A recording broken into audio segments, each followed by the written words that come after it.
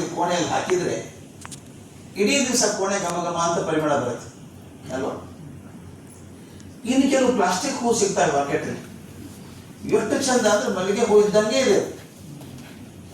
ನೀವು ಕೋಣೆ ತುಂಬ ಹರಡಿದ್ರು ಒಂಚೂರು ವಾಸನೆ ಬರಲ್ಲ, ಪರಿಮಳ ಬರಲ್ಲ. ಅದು ಆರ್ಟಿಫಿಷಿಯಲ್ ಫ್ಲವರ್, ಇದು ನ್ಯಾಚುರಲ್ ಫ್ಲವರ್. ಹಾಗೆ natural intelligence and artificial intelligence ವ್ಯತ್ಯಾಸ. ಯಾರು ತಿರ್ಗಾಮರು ಅದೇ ಕೆಲಸ ಮಾಡ್ತಿರ್ತಾರೋ, ನಾನು ಚೆನ್ನಾಗಿ ನುಡಿಸ್ಕೋತೀನಿ ಯಾರನ್ನ ಖಂಡಿತ ಹೇಳಬೇಕು. ನನಗೆ I am very fond of technology. I am always plus one than anybody else achieves it.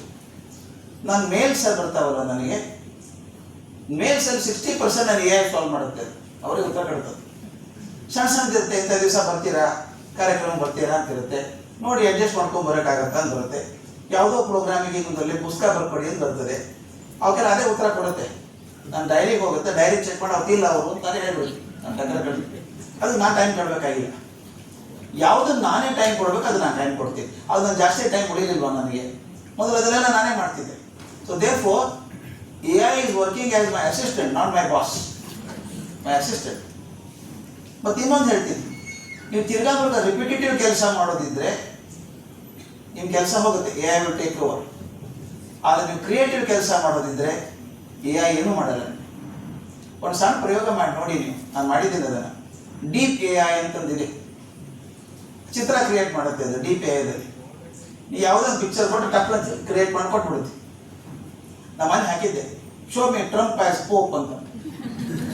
First class ತೋರಿಸ್ತೀನಿ, ಪೋಪಿಗೆ ಗಾಬರಿ ಆಗೋದು ಚೆನ್ನಾಗಿದೆ. ಇನ್ನೊಬ್ಬ ಯಾರು ಪುತ್ರಪ್ಪ ಅಷ್ಟು ಚೆನ್ನಾಗಿ ಕೊಡುತ್ತೆ. ನಾನೊಂದು ಚಿತ್ರ ಕೊಟ್ಟೆ, draw the picture of a girl writing with left hand ಅಂತ. ಕೊಡಲಿಲ್ಲ, ರೈಟ್ ಹ್ಯಾಂಡೇ ತೋರಿಸ್ತದೆ.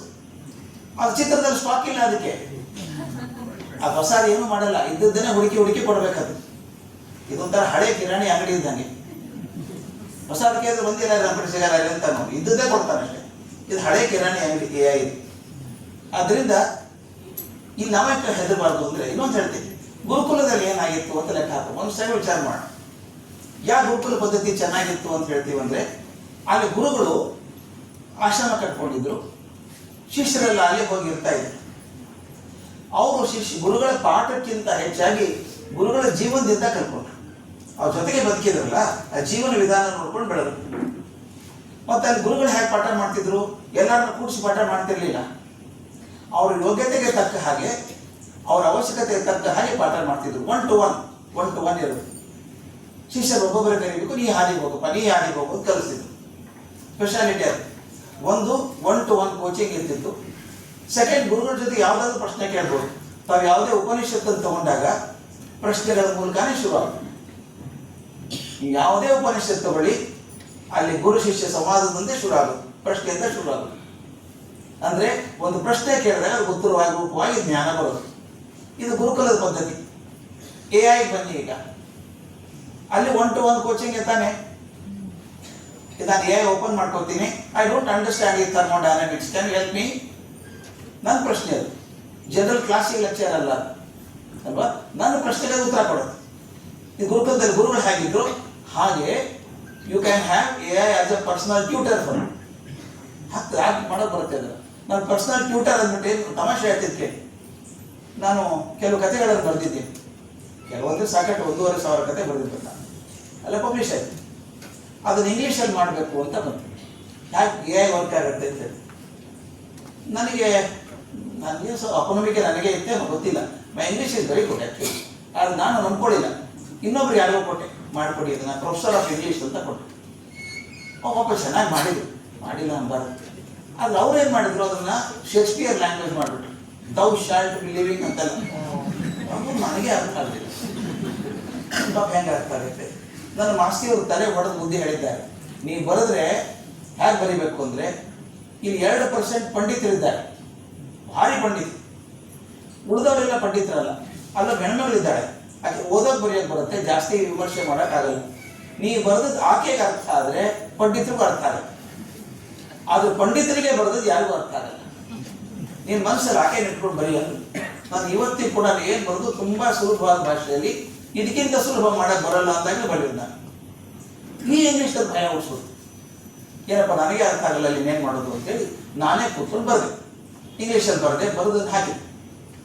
ತಮಾಷೆ ಅಲ್ಲ, ಈಗ ನಾನು AI ಎಲ್ಲೇ ಹೋದರೂ ಕೂಡ ಅದಕ್ಕೊಂದು ಹೆಸರು ಕೊಟ್ಟಿದ್ದೇನೆ, ಟೈಟಲ್. ಇನ್ನೊಂದು 2 ತಿಂಗಳಲ್ಲಿ ಪಬ್ಲಿಷ್ ಆಗುತ್ತೆ, ಅದು ದೊಡ್ಡ ಪುಸ್ತಕ, ವಿಸ್ಪರ್ಸ್ ಆಫ್ ಲೈಟ್ ಅಂತ. ಕರುಣಾಳು ಬಾಬೆಳಕೆ ಇತ್ತಲ್ಲ, ಅದನ್ನು ವಿಸ್ಪರ್ಸ್ ಆಫ್ ಲೈಟ್ ಅಂತ ಮಾಡಿದ್ದೆ, ಬೆಳಕಿನ ಬಿಸು ಮಾತುಗಳು ಅಂತ. ಚೆನ್ನಾಗಿದೆ ಟೈಟಲ್ ಅಂತ ಅನಿಸ್ತು. ಈಗ ನಾನು AI ಏನೇ ಕೊಟ್ಟರು ಕೂಡ do you want me to develop in the lines of whispers of light ಅಂತ ಹೇಳ್ತೇನೆ. ನಾನು ಕೇಳಿಲ್ಲ, ಅಂದರೆ ಏನೇ ಬರೆದ್ರು ಕೂಡ ಅದು ಹಾಕಿದ್ದೀನಲ್ಲ, ಎಡಿಟ್ ಮಾಡಿ ಫೈನಲ್ ಕವರ್ ಪೇಜ್ ಹಾಕೋದೆಲ್ಲ ಮಾಡಿದ್ರು ಅದಕ್ಕೆ. ಈಗ ನಾನು ಏನೇ ಬರೆದ್ರು ಕೂಡ do you want me develop in the lines of whispers of light ಅಂದರೆ ಇದು ಬೇಕಾದ್ರೆ ಪರ್ಸನಲ್ ಟ್ಯೂಟರ್ ನನಗೆ. ಈಗ ನಾನು ಏನು ಮಾಡಬೇಕಾಗಿಲ್ಲ, ನನ್ನ ಸ್ಟೈಲ್ ಗೊತ್ತಾಗಿದೆ ಹೇಗೆ ಬರೀತೀನಿ ಅಂತ ಕೊಟ್ಟರೆ ಅದೇ ಸ್ಟೈಲಲ್ಲೇ ಬರ್ಕೊಡು. Save my energy. Shivappa sir ಇದ್ದಾರೆ ಇಲ್ಲಿ, ನನಗೆ ಅತ್ಯಂತ ಪೂಜ್ಯರಾದವರು. ಅವ್ರು ಹೇಳ್ತಾರೆ he uses AI at this age. Can you believe me? ಅವ್ರು ಹೇಳ್ತಾರೆ ಎಷ್ಟು ಈಸಿ ಆಗಿದೆ ಕೆಲಸ ನಂದು. ನಾನು ಮುದ್ದುರಾಮ 30,000 ಚೌಪದಿಗಳನ್ನು ಬರೆದವರು, 30,000. ಐ ಥಿಂಕ್ ಈ ರಿಸಲ್ಟ್ಸ್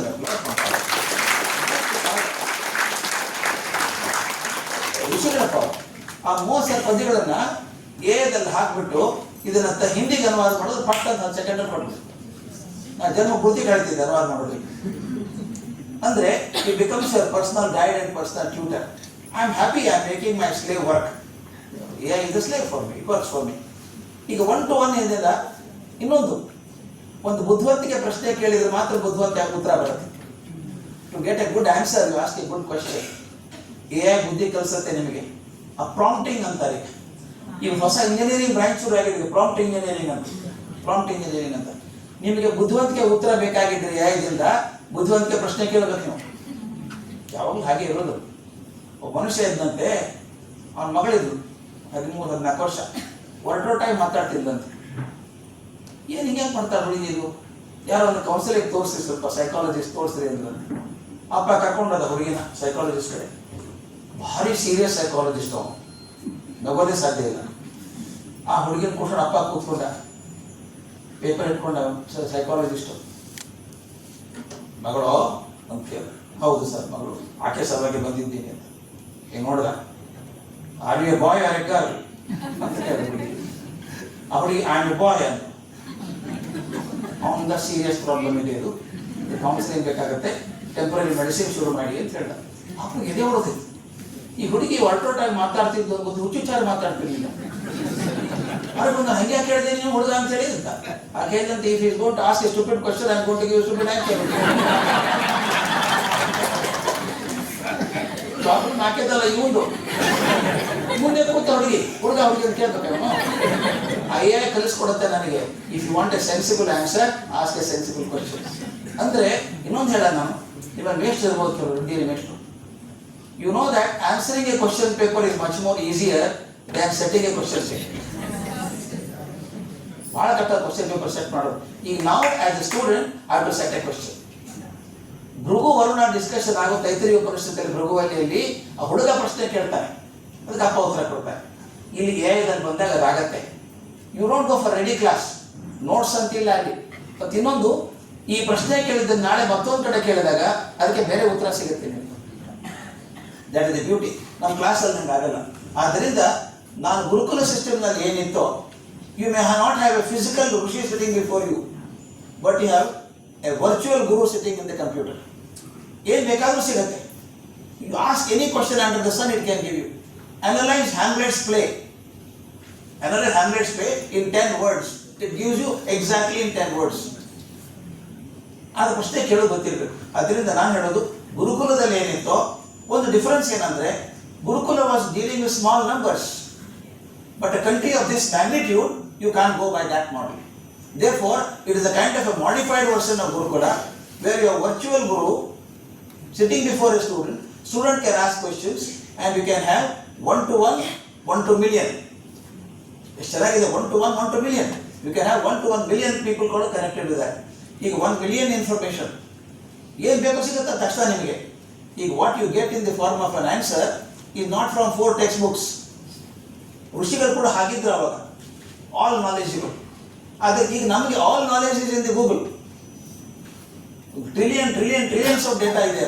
ನೀವು ಪ್ರಶ್ನೆ ಕೇಳಿದಾಗ it searches for all the trillion data and gives the answer. ಹಿಂದೆ ಗುರುಗಳು ಹೇಗೆ ತಮ್ಮ ಜ್ಞಾನವನ್ನು ಬಳಸಿ ಗೊತ್ತಿರೋ ಜ್ಞಾನವನ್ನು ಹೇಗೆ ಹೇಳ್ತಿದ್ರೋ ಹಾಗೆ ಕಂಪ್ಯೂಟರ್ ಹೇಳುತ್ತೆ. The difference is this: it is a beautiful modified version of a gurukul, where this one-to-one coaching and you can get multiple answers, but it also trains you how to ask questions.